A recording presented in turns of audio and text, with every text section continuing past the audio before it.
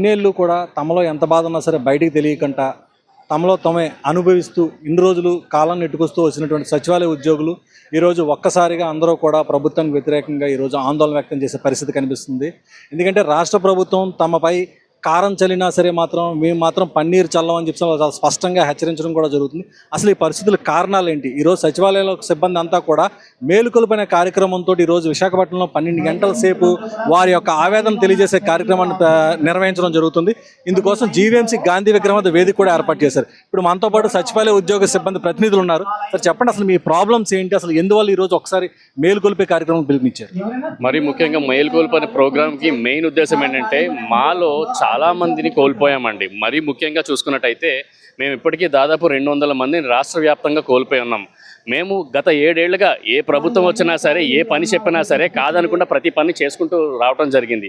అలా నేటి మాలో ఉన్నటువంటి 200 మందిని కోల్పోయిన పిమ్మట కూడా ప్రభుత్వం నుంచి ఎటువంటి చలనం కూడా లేదండి. సో దానికి నిరసనగా మేము ముందుకు వచ్చామే తప్ప మరొకటి కాదండి. ఈ విషయంలో కూడా మేము మరొకటి ముఖ్యంగా తెలియజేయాల్సింది ఏమనగా, మేము ప్రభుత్వానికి వ్యతిరేకం కాదు.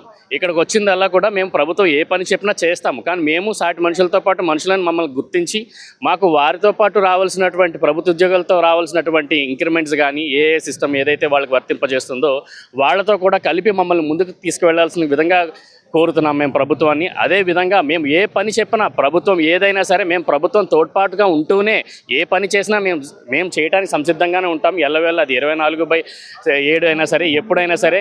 ఎటువంటి విపత్తుల్లో 2019లో చూసుకున్నటువంటి అయితే కరోనా విషయంలో మేమే ఫ్రంట్ లైన్ వారియర్స్గా ఉంటూ నిలబెట్టుకుంటూ వచ్చాము. అప్పుడున్నటువంటి వైఎస్ఆర్సీపీ ప్రభుత్వాన్ని మంచి పేరు తెచ్చాము.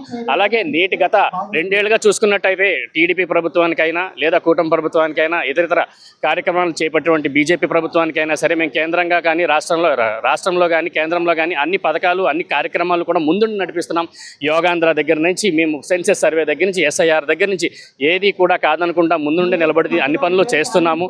అలాగే మేము ఎలా అయితే చేస్తామో మా యొక్క కష్టాన్ని గుర్తించి గమనించి ప్రభుత్వం వారు కూడా మా యందు చర్యలు తప్పక తీసుకుంటారని మేము విన్నవించుకుంటున్నాము. ఇప్పటికే రాష్ట్ర ప్రభుత్వం మీపై మీ ప్రమోషన్స్ కోసం కమిటీ కూడా వేసింది కొన్ని నెలల క్రితం ఒక మంత్రి ఆధ్వర్యంలో. మరి ఇప్పుడు ఆ కమిటీ పరిస్థితి ఏమైందండి?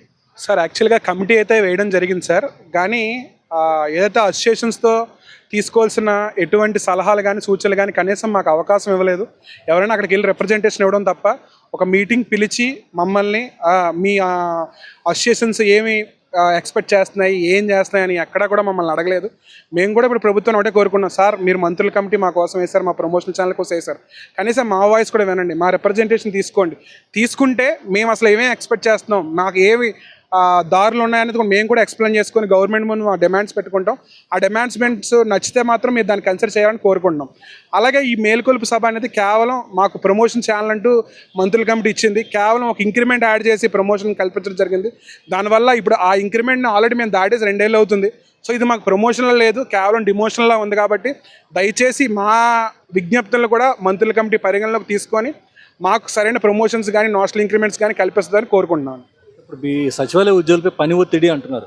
70కి పైగా విభాగాలు ఉన్నాయి ప్రభుత్వంలోని. ఈ అంత మొత్తం పని అంతా కేవలం సచివాలయ సిబ్బంది చేస్తున్నారు, ఇంక వేరే విభాగాలు ఇంకెవరు లేరా? ముందుగా పాత్రికేయ మిత్రులకు నమస్కారం అండి. ఈరోజు ఇంతమంది ఈరోజు వచ్చి ఇబ్బందులు తెలియచేయాలని అంటున్నారంటే, ఒక 1000 మంది ఉండే వ్యవస్థలోనే 100 సమస్యలు ఉంటాయి. 1,00,000 మంది ఈ వ్యవస్థలో ఎన్ని సమస్యలు ఉన్నాయి, ఏ విధంగా సాల్వ్ చేయాలనే బాధ్యత ప్రభుత్వం మీద ఉంది. కానీ గత గవర్నమెంట్ ఏర్పడిన దాని నుంచి మేము ప్రభుత్వాన్ని నిందించట్లేదు. కొంతమంది అధికారులు అత్యవసరం మీద సర్వేలు ఇప్పుడు చేయమని కూడా ఎవరు చెప్పలేదు. ఒక టైం లైన్ ఉండదు, ఇమీడియట్గా చేయాలి, లేకపోతే వాళ్ళకి షోకాజులు ఇవ్వటం, సస్పెన్షన్ చేయటం. అధికారులు ఇష్టం వచ్చినట్టు మాట్లాడితే అధికారుల మీద యాక్షన్ తీసుకోరు. అదే కష్టపడి శ్రమ దోపిడీకి గురవుతున్న గ్రామ వార్డు సచివాలయ ఉద్యోగుల మీద ఎందుకు ఇంత వివక్ష చూపిస్తున్నారు? మేము ప్రభుత్వ ఉద్యోగులే కదా, ప్రభుత్వం మిగతా ఉద్యోగులు ఒకలాగా రాష్ట్ర వ్యాప్తంగా ఉన్న గ్రామ వార్డు సచివాలయ ఉద్యోగులు ఒకలాగా ఎందుకు చూస్తున్నారని చెప్పి మా ఆవేదన. ఇప్పుడు రేషనలైజేషన్ సిస్టమ్ తీసుకొచ్చారు, అది ఎందుకు తీసుకొచ్చారో తెలియదు. ఎస్ పొజిషన్ నో పొజిషన్ అని పెట్టారు.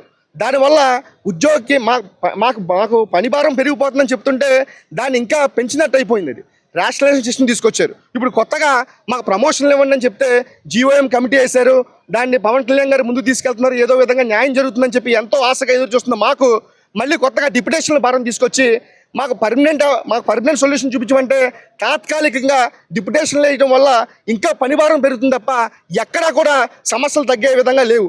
ఇప్పుడు ఏ విధంగా డిప్యుటేషన్లకి ఇమీడియట్గా ఫైల్ మూవ్ చేసి సిఎస్ గారి నుంచి ఉత్తర్వులు వచ్చినాయి, కలెక్టర్లు మీకు ఇమీడియట్గా జాయిన్ అవ్వమని చెప్పి శరవేగంగా తీసుకెళ్తున్నారే, మరి ప్రమోషన్లు ఇమ్మంటే ఎందుకు 3 నెలలకు కమిటీ 6 నెలలకు కమిటీ అని చెప్పి ఎందుకు ఈ కాలయాపన చేస్తున్నారో మాకు అర్థం కాక మేము మా ఆవేదన వ్యక్తం చేస్తున్నాం. మేము ఒకటే చెప్తున్నాం, ఇప్పుడు కూడా రాష్ట్ర ప్రభుత్వం మీద నమ్మకం ఉంది, ఏదో న్యాయం చేస్తారని. కానీ ప్రస్తుత పరిస్థితులు అలా లేవు. ఏదో ఇప్పుడు మాకు సర్వేలకు వెళ్ళమంటారు, ఆఫీసులకు వచ్చి సచివాలయంలో అంతా ఖాళీగా ఉన్న తాళాలు వేసుకున్నాయని చెప్తారు. సర్వేలకు వెళ్ళమంటుంది వాళ్ళే. ఇప్పుడు సర్వేల్లో ఎవరు ఆఫీసులో ఉండట్లేదని చెప్పి ఎంక్వైరీ కమిషన్ వేసేది వాళ్ళే. ఇప్పుడు కొత్తగా IVRS కాల్స్ అంటే ఎక్కడా ఎన్నడూ లేని విధంగా రాష్ట్ర ప్రభుత్వంలో ఒక్క సచివాలయ ఎంప్లాయీస్ మీద IVRS కాల్స్ ఏంటి అంటే మేము ఉద్యోగులవా లేకపోతే దొంగలవా అర్థం కాని పరిస్థితిలో ఉద్యోగులు ఉన్నారని చెప్పి మా వేదనని ప్రభుత్వానికి తెలియజేయాలని చెప్పి ఇలాంటి సభలు నిర్వహించడం జరుగుతుందని చెప్పి మీ ద్వారా ప్రభుత్వం తెలియజేసుకుంది. సచివాలయ సిబ్బంది అంటే ఈ సచివాలయ సిబ్బంది నియమించక ముందు కూడా ప్రభుత్వం అనేక కార్యక్రమాలు చేపట్టేది, అనేక ప్రచారాలు కూడా చేసేది. అప్పుడు ప్రభుత్వ ఉద్యోగులంతా కూడా సహకరించేవారు. కానీ ఇప్పుడు సచివాలయ సిబ్బంది వచ్చి ఆ పని ఒత్తిడి తగ్గాలి కదా, మరి ఇప్పుడు మీకు పని ఒత్తిడి ఏ విధంగా పెరుగుతుందంటారు? పని ఒత్తిడి పెరగడం అంటే మరీ ముఖ్యంగా చెప్పాల్సింది ఏంటంటే సర్వే అని చెప్పేసి ఒక సర్వే ఇస్తున్నారు, కానీ ఆ సర్వే ఏ విధంగా చేయాలన్నది టెక్నికల్ నాలెడ్జ్ అయితే లేదు. ఏవైనా యాప్ పనిచేయట్లేదు అనుకోండి, ఆ రిపోర్ట్స్లో చూసి పలానా సర్వే మీరు చేయట్లేదని చెప్పేసి అధికారులు చెప్తున్నారే తప్ప ఆ యాప్ ఎందుకు పనిచేయట్లేదు, ఆ యాప్ పనిచేసేలా మనం ఎందుకు ఇవ్వలేకపోతాం అని చెప్పేసి ఆ అధికారులు ఆలోచించట్లేదు. ఒకవేళ యాప్ కనుక సక్రమంగా పనిచేసింది అనుకోండి, ఆల్రెడీ మనం ఫీల్డ్కి వెళ్తున్నాం, ఫీల్డ్కి వెళ్ళిన తర్వాత ఓటీపీ అడగమంటున్నారు, ఓటీపీ అడుగుతున్నాం, ఓటీపీ వాళ్ళు చెప్తున్నారు, ఎంటర్ చేసిన తర్వాత సబ్మిట్ అవ్వట్లేదు. ఓటీపీ తీసేశారు, డైరెక్ట్గా ఫేస్ తీసుకోమంటున్నారు.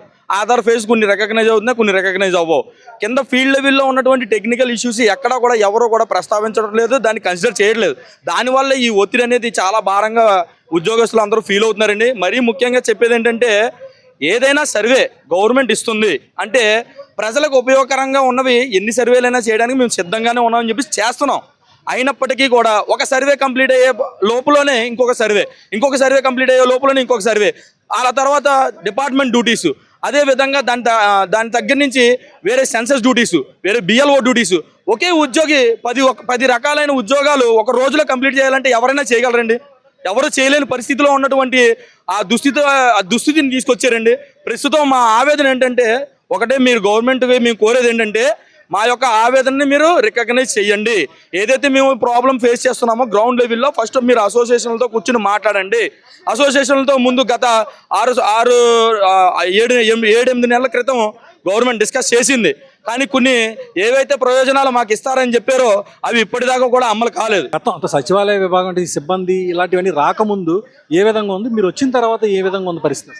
మరీ ముఖ్యంగా చెప్పాలంటే అండి, గ్రౌండ్ లెవెల్లో గవర్నమెంట్ యొక్క ప్రతి పథకాన్ని కానీ లేకపోతే ప్రతి విషయాన్ని కూడా గ్రౌండ్ లెవెల్లో తీసుకెళ్లే ఏకైక ఉద్యోగి ఎవరైనా ఉన్నారంటే అది గ్రామ వార్డు సచివాలయ ఉద్యోగి అండి.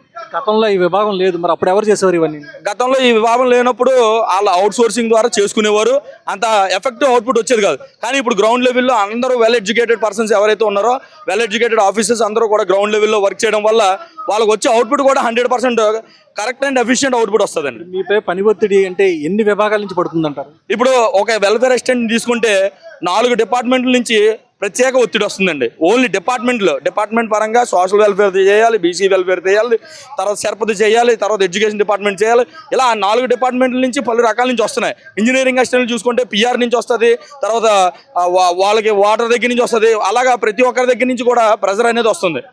అటువంటి సమయంలో డిపార్ట్మెంట్ టు డిపార్ట్మెంట్ కోఆర్డినేషన్ లేకుండా ఒక డిపార్ట్మెంట్ ఏమో ఒక వర్క్ చేయమంటుంది. ఇప్పుడు ఎగ్జాంపుల్ ఇంజనీరింగ్ అసిస్టెంట్ తీసుకుందాం.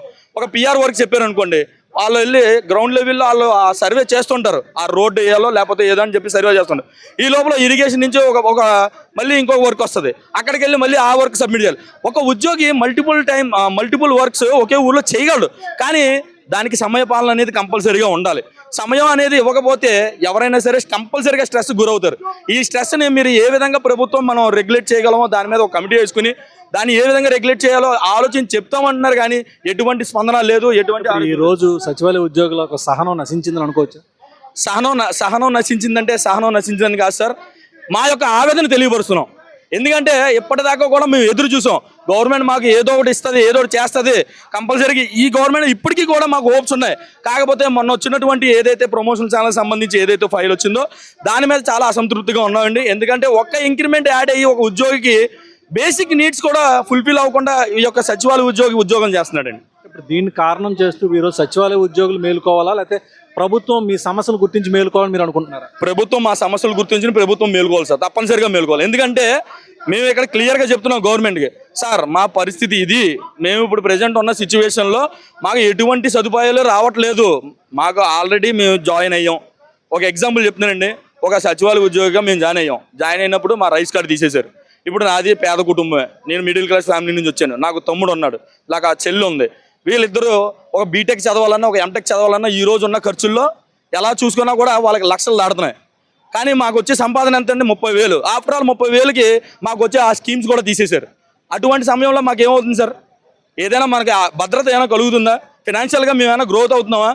చిన్న స్థాయి ఉద్యోగులు కదా, చిన్న స్థాయి ఉద్యోగులుగా గుర్తించి వాళ్ళకి రావాల్సిన బెనిఫిట్స్ని ఇవ్వడంలో మీకు గవర్నమెంట్కి ఏమి పెద్ద ఫినాన్షియల్ బర్డెన్ కూడా అవ్వదు సార్. ఇది ఈరోజు మీ పోరాటానికి మొత్తం రాష్ట్ర వ్యాప్తంగా సచివాలయ ఉద్యోగులంతా మద్దతు ఇస్తున్నారంట. అందరూ సమగ్రంగా మద్దతు ఇస్తున్నారు సార్, కంపల్సరీగా. ఈరోజు రాష్ట్ర వ్యాప్తంగా ఉన్నటువంటి సచివాలయ ఉద్యోగులు ఒక్కసారిగా తమ సమస్యలపై మళ్ళీ గలమెత్తే పరిస్థితి కనబడుతుంది. ఎందుకంటే సచివాలయ ఉద్యోగులపై సుమారు 70కి పైగా విభాగాల నుంచి పని ఒత్తిడి పడుతుందని చెప్పి వాళ్ళు ప్రధానంగా ఆవేదన వ్యక్తం చేస్తున్నారు. ఇప్పటికే కొన్ని వందల మంది ఆత్మహత్య కూడా చేసుకున్నారు. కనుక వాళ్ళ చావులు కూడా వీళ్ళు సమాధానం చెప్పాలి. ఎందుకంటే సచివాలయ ఉద్యోగి చనిపోతే ఇప్పటివరకు అందాల్సినవి కూడా వాళ్ళకి ఏవి కూడా కుటుంబ సభ్యులకి ఏమీ అందట్లేదని చెప్పి వాళ్ళంతా తీవ్ర ఆవేదనలో ఉన్నారు. ఇందులో భాగంగా ఈరోజు విశాఖపట్నంలో సచివాలయ ఉద్యోగులంతా కూడా కలిసి 12 గంటల పాటు మేలుకొలుపు అనే కార్యక్రమానికి పిలుపునిచ్చారు. ఈ యొక్క శిబిరంలో అనేక జిల్లాల నుంచి కూడా సభ్యులు ఇక్కడికి వస్తున్నారు, తమ ఆవేదన వ్యక్తం చేస్తున్నారు.